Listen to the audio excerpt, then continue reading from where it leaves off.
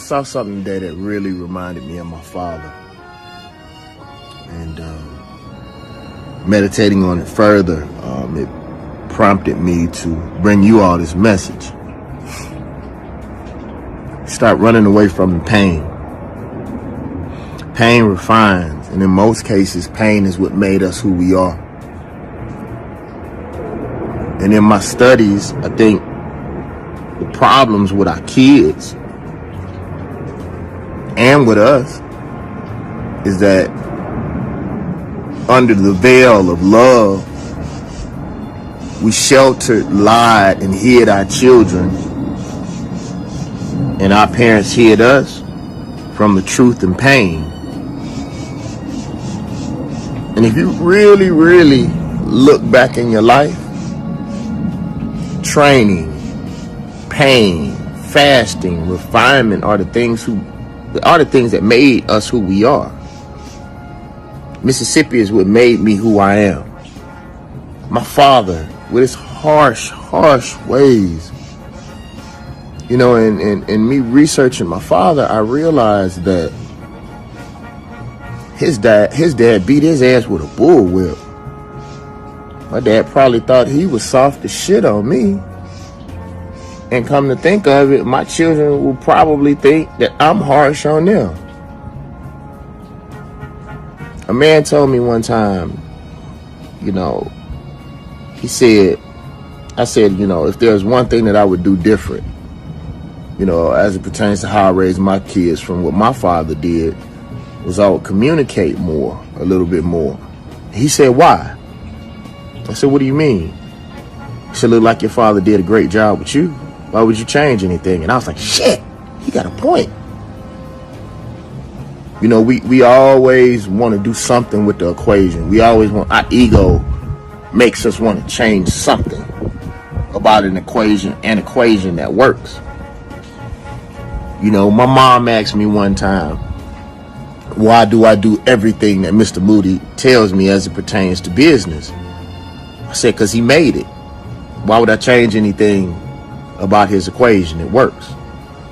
If I knew if my way worked, then shit, I would already be there. You know, I think we're trying to push to the future when our present is fucked up. I honestly think we need to go back. I think technology is cool, but what I'm noticing about technology, the more technology we give our people, the dumber motherfuckers get. I said it a long time ago, technology was designed to assist the man, not think for the man or woman. You know, I'm watching the things that our people want to invest in just because they hear white people say it. And in a lot of cases, the stuff that we're investing in is stuff that's not good for our community.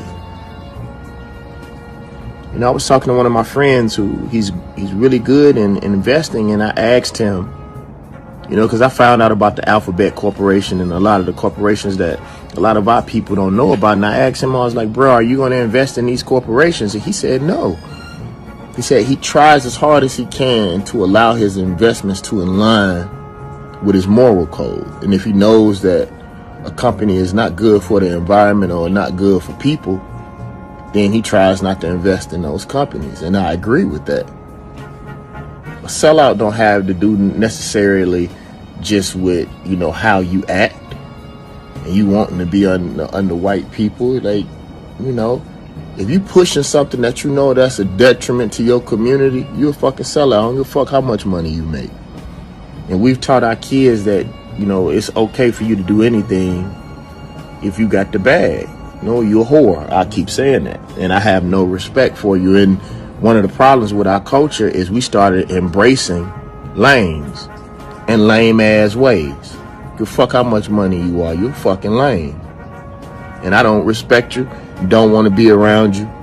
Don't rock your clothes. Don't give a fuck about you. You know, I made one exception to that rule only because it was tied with my childhood and my memories from my childhood. But I try not to fuck with that brand either. Anyway, I went off. What I'm saying is that we need to learn We need to get back to the land. Along with understanding technology and all that shit, we need to get back to the land. You know, grow something, farm something. Do you know how to build? If these crackers decide they want you fucking with their phones no more, shit, a large, part of our population is done.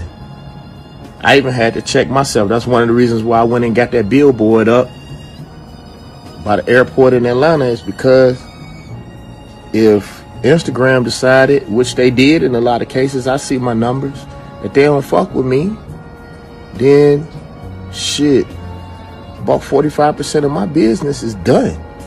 And I gave them that power. So if they decide that they don't deem you worthy of their technology anymore, what the fuck you gonna do if you don't know how to create something? You see what they're making y'all do with this shot?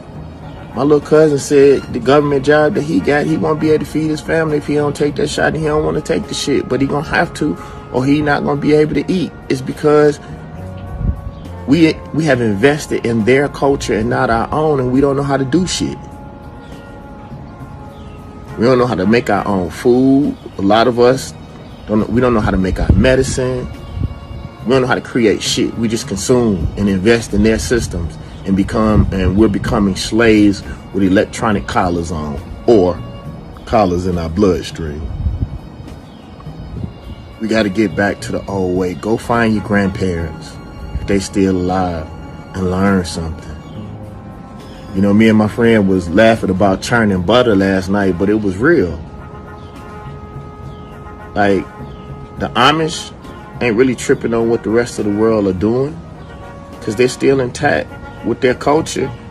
And if the rest of the world implode, they know how to do the basic things that it takes to survive. Do you?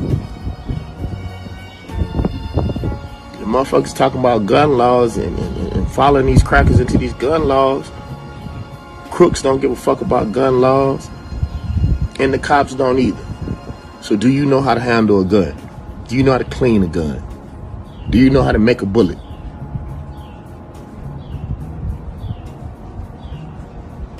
Mississippi is what made me.